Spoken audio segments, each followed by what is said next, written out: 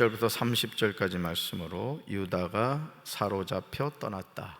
유다가 사로잡혀 떠났다. 이런 제목으로 말씀의 은혜를 나눠보고자 합니다. 하나님은 죄인이 죄를 회개하고 돌이킬 기회를 언제든지 주십니다. 그러므로 이 세상에서 그 어떤 죄를 지었다고 하더라도 하나님이 주시는 기회를 선용하여 회개하기만 한다면 하나님은 그가 과거에 지었던 죄에 관하여 묻지 않으시고 용서해 주십니다. 그러나 하나님이 죄를 회개하고 돌이킬 소중한 기회를 주었는데 그 기회를 선용하지 않으면 하나님은 심판하신다는 사실에 대해서 에스겔 3장 19절에 나옵니다. 우리 쉬운 성경으로 읽습니다. 그러나 내가 악한 사람에게 경고했는데도 그가 그 악한 길에서 돌아서지 않는다면 그는 자기 죄값을 받아 죽을 것이요 너는 아무런 책임을 지지 않을 것이다. 아멘. 그러나 그죠? 내가 악한 사람에게 경고했는데도 그가 그 악한 길에서 돌아서지 않는다면, 여러분 우리가 이 음주운전 같은 경우도 이래 보면은 여러분 우리가 매스컴을 통해서 참 잊지 말아야 될 그런 사건 사고들이 많거든요. 근데 유명 연예인들 가운데 그냥 그 음주를 하고는 말이죠, 그 운전을 해가지고 그 여러분 연예인들도 사실 뜬다는 게 쉽지 않거든요. 그 어렵게 이제 유명세를 타기 시작했는데 그런 일로 말미암아 완전히 그 사람의 이미지가 실추되는 것을 보게 됩니다. 우리가 하나님 앞에서도 마찬가지예요. 하나님이 경고하실 때 돌이키고 회개하는 것이 은혜인 줄로 믿습니다. 그렇습니다. 시드기야는 요시야 왕의 셋째 아들입니다. 역대상 3장 15절을 보시면 요시야 왕은 아들 넷을 두었는데 요하난, 여호야김, 또 엘리야김이죠. 마따니아, 시드기야죠. 또 여호아스, 살롬, 이제 이렇게 나옵니다. 열왕기하 24장 17절을 보시면 유다의 마지막 왕인 시드기야는 자신의 의지하는 상관없이 왕이 된 사람입니다. 왕이 되려고 해서 된 것이 아니라 이제 그냥 바벨론에서 세운 거죠. 바벨론 왕이 여호야긴의 삼촌 마따니아를 여호야긴을 대신하여 왕으로 삼고 그의 이름으로 고쳐 시드기야라고 하였습니다. 여러분 시드기야라는 이름의 뜻이 뭐냐? 여호와는 의로우시다, 이런 뜻이에요. 여호와는 의로우시다. 그러나 시드기야의 삶은 그렇지 못했습니다. 시드기야는 이름의 뜻과는 다르게 형제인 여호야김의 모든 행위를 따라 여호와 보시기에 악을 행합니다. 이 모든 일이 예루살렘과 유다에 일어난 까닭은 여호와께서 그들에게 노하셨기 때문이죠.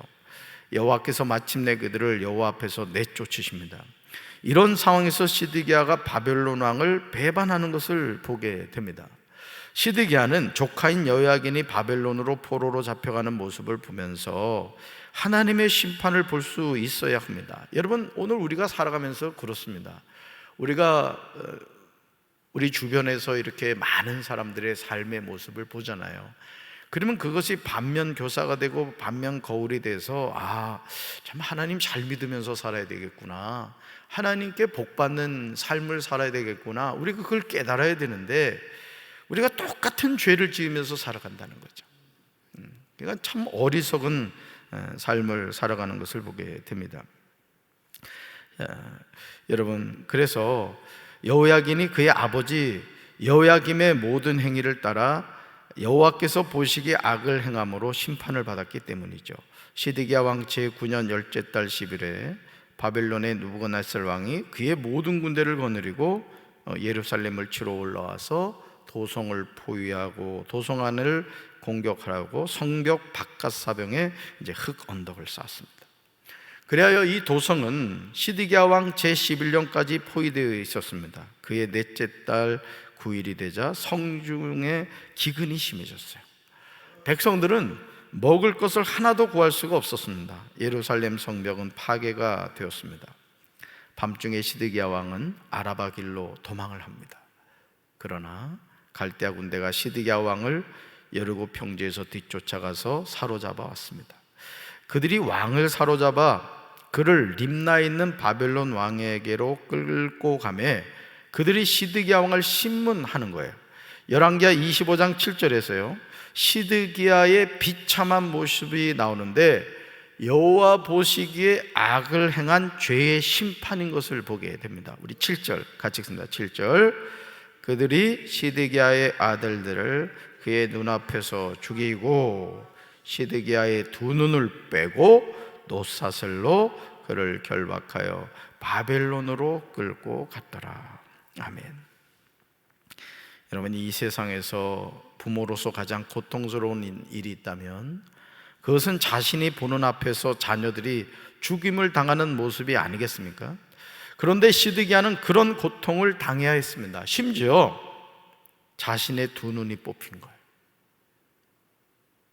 여러분, 무슨 마취 주사를 놓고 눈을 뽑았겠어요? 멀쩡하게 있는 상태에서 강제로 그 눈을 뺀 것이죠. 놋사슬로 시드기야를 결박하여 바벨론으로 끌고 갔습니다.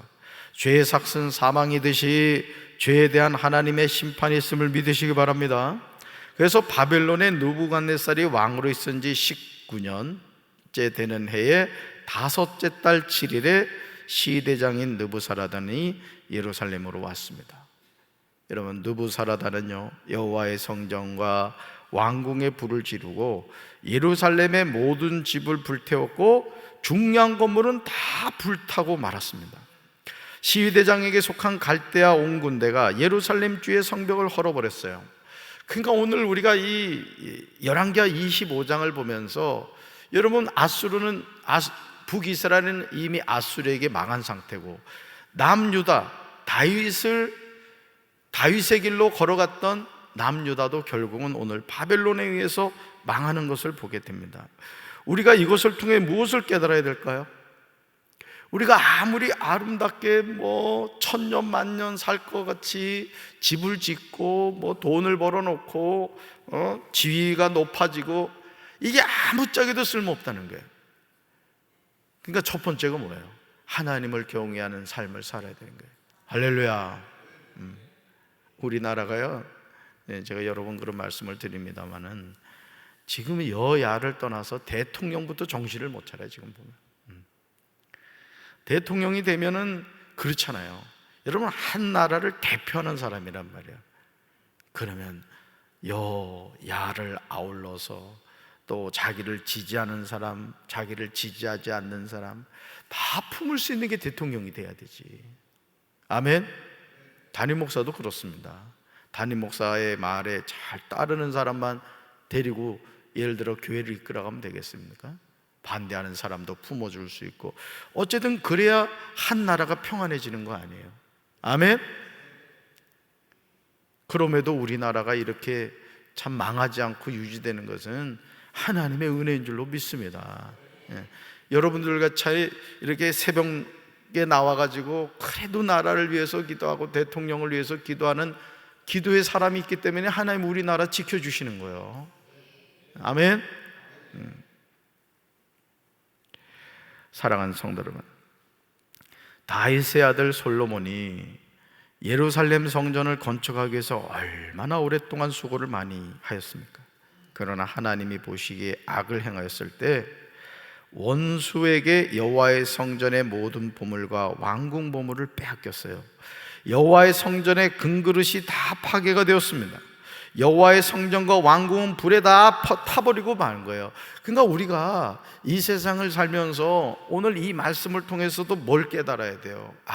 이 세상에서 아무리 금은 모아놓고 넓은 아파트 평수 사느라고 그냥 그래도 어떻게 다 불타버리고 마는 거예요. 결국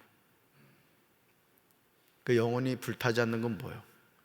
우리 믿음뿐이라고. 결국 우리가 하나님 앞에 섰을 때 하나님이 절대 그런 거 물어보지 않으신다. 걱정하지 마. 잘 들으세요. 네 어느 대학 나왔냐? 가방끈이 왜 그리 짧냐? 이런 거 안 물어본다니까. 어느 지역 출신이냐? 이것도 안 물어봐. 하나님이 우리한테 딱 물으신 거 한 가지냐? 구원받은 믿음이 있는가? 아멘이십니까?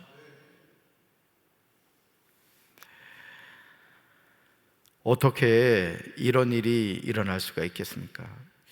여러분, 하나님의 심판은요, 열왕기하 25장 13절부터 17절에 나오는 것을 보게 되죠. 바벨론 군대는 여호와의 성전에 있는 놋기둥과 놋받침과 바다라고 부르는 커다란 놋대야를 깨뜨려 그 놋새를 바벨론으로 가져갑니다. 여호와의 성전에 있던 모든 것들은 가져가고 마는 거예요. 왜 이런 일이 일어났는가? 유다 왕과 백성들이 하나님을 버리고 다른 신에게 분향하여 그들의 손의 모든 행위로 하나님을 경노하게 했기 때문이에요. 여러분, 노아 시대 때 왜 하나님이 물의 심판을 하셨어요? 그것은 하나님 앞에 죄를 지었기 때문입니다. 하나님께 불순종하고 마음이 강팍해져 가지고 말이죠, 그렇게 사니까 어떻게 해요? 그냥 한순간에 그냥, 여러분, 어제 비 엄청나게 오더라고요. 그죠? 어우, 그냥 막 쏟아붓더라고, 쏟아붓. 그렇게 40일 여러분 주야로 비가 내린다 생각해 봐요. 그러니까 완전히 그냥 이 지구를 하나님이 물로 감싸버린 거예요. 그래서 어떤 학자의 말에 의하면은 이 지구에서 제일 높은 그 에베레스트 산인가? 그죠? 제일 높은 산에 2m 이상 물이 덮었다는 거야. 그러니까 지구 전체를 하나님이 아주 물로 그냥 덮어버린 거야. 그러니까 뭐만 살아남은 거예요? 노아의 방주 안에 있었던 생명만 산 거예요. 하나님이 열받으면 그렇게 무섭습니다. 여러분, 하나님 열받게 하지 맙시다. 진짜 하나님 앞에 우리가 늘 겸손해야 돼요. 정말이에요. 할렐루야. 그러므로 하나님의 백성을 향하여 내린 진노가 꺼지지 않았던 겁니다. 북이스라엘이 망한 이유는 여호와 보시기에 악을 행하였기 때문이며, 남유다가 망한 이유도 여호와 보시기에 악을 행하였기 때문입니다. 사람의 손으로 아무리 아름다운 성전을 짓는다고 하더라도 붕괴되는 것은 한순간에 일어나게 됨을 우리가 알아야 돼요. 그래서 우리가, 하나님은 우리에게 계속 이 성경 말씀을 통해서 뭘 얘기하느냐, 이 땅의 것에 집착하지 말라는 거예요. 제가 목회를 이렇게 하는 목사다 보니까 장례를 많이 하잖아요. 그치? 장례를 할 때마다 제가 깨닫는 게 뭐냐면, 사람이 죽을 때 가져가는 게 없구나, 이걸 알게 돼요. 여러분, 가만히 생각해 봐. 여러분, 죽을 때 뭐 가져갈 거야? 응? 가져가려고 해도 자식들이요, 여러분, 죽고 나잖아요, 다 가져갑니다. 다 가져가. 아무것도 못 가져가요. 진짜 아무것도. 뭐만 가져간다고요? 믿음만 가져가는 거예요. 이 몸도 홀라당 타버려. 땅에 묻으면 그냥 금방 썩어요. 금방 썩습니다. 그러니까 여러분, 여러분들이 복받은 인생이에요. 나는 우리 새벽기도 나오는 성도 여러분들이 너무너무 사랑스럽다. 막 하트 뿅뿅. 진짜야. 죽을 때까지 새벽기도 싸시기 바래요. 저는 목사라서 안 나올 수가 없어서 나왔지만은, 여러분들은 담임 목사가 안 나온다고 눈치 주나? 물론 가끔 눈치 주긴 하지만은, 여러분 자발적으로 이렇게 나와서 하나님 앞에 기도할 수 있다는 게 얼마나 감사해요. 아멘이십니까? 유다 백성이 바벨론으로 사로잡혀간 이유는 유다가 군사력이 약했기 때문이 아니에요. 하나님의 심판으로 유다가 사로잡혀 본토에서 떠나게 된 거죠. 이제 우리는 열왕기하 22장 19절 말씀을 명심해야 합니다. 언제든지 돌이킬 기회가 있어요. 그러니까 하나님은, 우리 하나님이 얼마나 좋으신 분이냐면, 여러분, 아방이, 우리가 이제 열왕기 상하를 이렇게 쭉 읽어왔습니다만은, 아방이 하나님 앞에 돌이킨 적이 있었어요. 기억나십니까? 금식하면서 이렇게 베옷을 입고 하나님 앞에 이렇게 돌이킨 적이 있었어요. 그러니까 하나님이 너무 감동하셔가지고, 아합의 겸비함을 내가 보느냐 하면서 용서해 주신 적이 있다고요. 여러분, 우리가 이제 열왕기 상하를 오늘로 마칩니다만은, 여러분, 이 세상에는 두 가지 길이 있다 그랬어. 자, 하나님이 기뻐하시는 무슨 길?